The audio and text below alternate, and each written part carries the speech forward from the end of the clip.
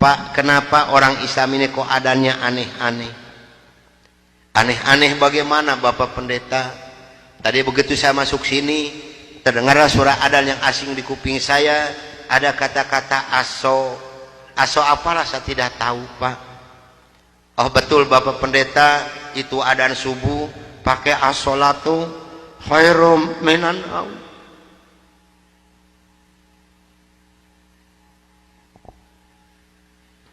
Apa artinya, Pak? Beliau memberikan jawaban kepada saya, lebih baik sholat daripada.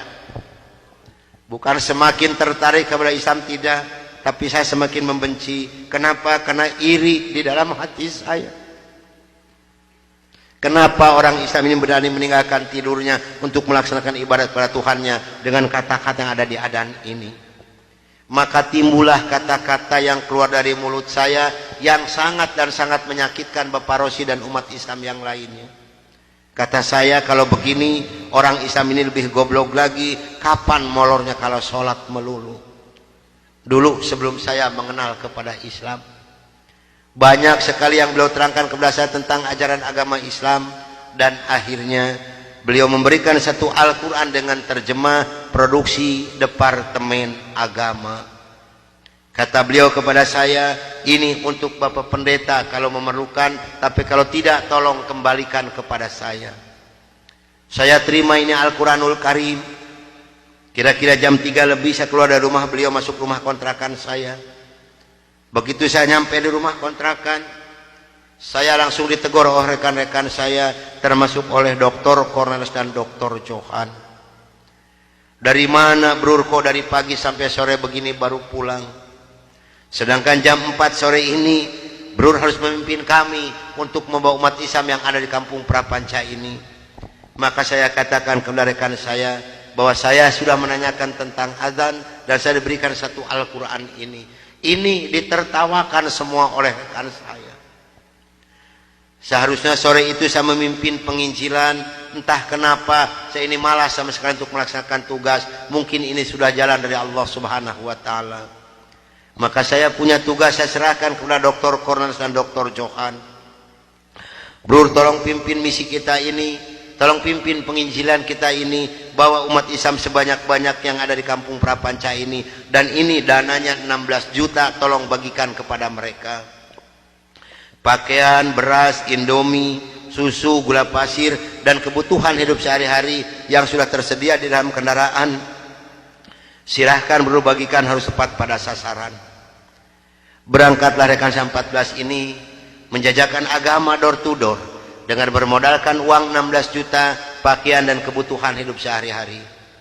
Saya hanya di rumah sendiri sambil melihat-lihat luarnya Al-Quran karena saya belum hafal huruf Arab, yang saya baca hanya terjemahnya saja. Begitu saya akan membuka Al-Quran, terlebih dahulu saya berdoa dulu pada Tuhan saya yang saya yakini dulu. Bapa di dalam surga, dalam nama Tuhan Yesus Kristus, saya datang di bawah kakimu Tuhan. Saya mohon petunjuk dan pertolongan daripadamu Tuhan. Tolong celikan mata hati saya dan bukakan mulut saya. Tolong celikan mata penglihatan saya dan bukakan alat pendengaran saya. Saya akan membaca kitabnya orang-orang kafir. Tapi semakin saya berdoa pada Tuhan saya,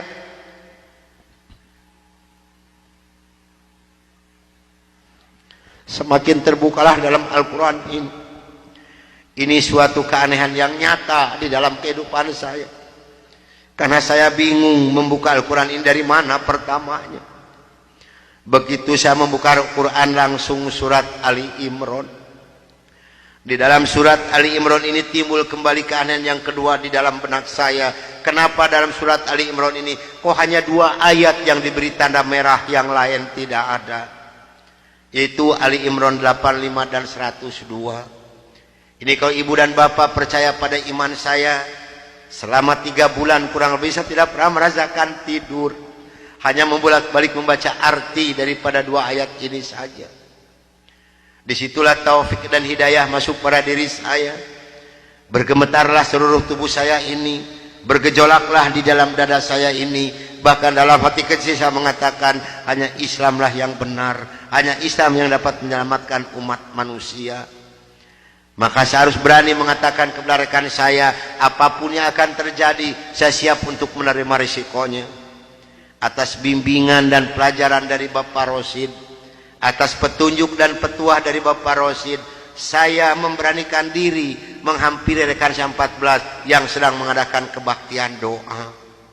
Saya katakan kepada rekan saya bahwa mulai hari ini, jam ini, menit ini, saya akan mengundurkan diri dari penginjilan. Saya akan menyerahkan sebagai ketua misionaris pada Anda semua, karena saya hari ini akan mencari agama yang baru, itu agama Islam.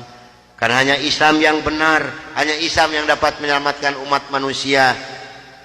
Agama yang kita pegang sama-sama tidak bisa menyelamatkan kita semua. Namun apa daya yang saya terima dari mereka, maaf, saya bukan mau dikasihan oleh ibu dan bapak, tidak. Yang mengasihani saya adalah Allah Subhanahu wa Ta'ala. Saya bukan seorang tentara, saya bukan seorang polisi, tapi merasakan panasnya peluru di kaki kiri saya dan di dada sebelah kanan saya ini. Besi yang lebarnya 6 cm yang dibakar merah membara, yang dipukulkan ke pipi saya tahan dengan tangan kiri saya. Demi Allah, besi panas nempelah di tangan kiri saya. Lalu saya ditengkurapkan, kepala saya diinjak oleh 3 orang.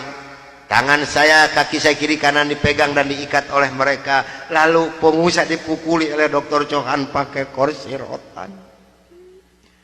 13 tulang punggungnya patah untuk mengenal Islam. Kalau menurut logika manusia, saya ini harus sudah meninggal dunia. Tapi Allah Maha di atas Maha, Allah mempunyai rencana lain untuk saya. Atas izin dan karunia Allah yang diberikan kepada saya bisa lolos dari pembunuhan rekan-rekan saya.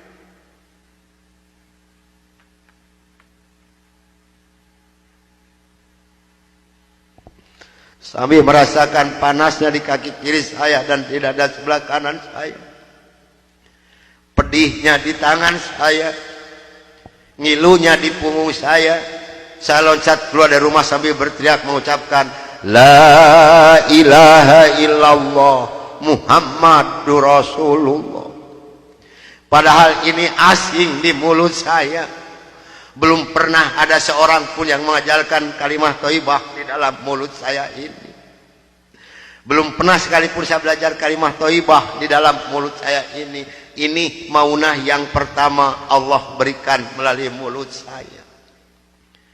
Dan alhamdulillah saya mendapatkan pertolongan dari seorang cim-cim yang beragama Buddha. Saya dibawa masuk ke dalam rumah beliau. Lalu baju saya digunting karena jadi satu dengan kulit. Lalu yang bekas luka besi panas saya dikocrotin pakai kecap oleh beliau. Kaki saya ditahan pakai kayu bekas pegangan sapu, diikat pakai benang rapia. Punggung saya diikat pakai samping. Lantas saya dibawa beliau ke rumah sakit Fatmawati. Selama 3 bulan 27 hari saya berbaring di dalam rumah sakit, merasakan hancurnya tubuh saya ini, pengen mengenal Islam. Dan alhamdulillah setelah Allah memberikan kesembuhan kepada saya, beliau pula lah yang membiayai saya. Sehingga saya kembali memohon pertolongan kepada Cim ini. Cim, tolong saya, bawa saya kemana saya harus pergi, karena saya pengen memeluk agama Islam. Dan alhamdulillah saya dibawa oleh beliau ke Cipete, ke Bapak Kiai Haji Dr. Idam Khalid, saksi yang masih hidup, yang membina kesama yang pertama adalah Bapak Hamjahas. Maka kata beliau kepada saya, kalau Anda pengen masuk Islam yang kafah dan istiqomah, Anda jangan dulu mengenal Al-Quran, Anda jangan dulu mengenal sholat, tapi Anda harus dulu mengenal isi daripada 2 kalimat syahadat.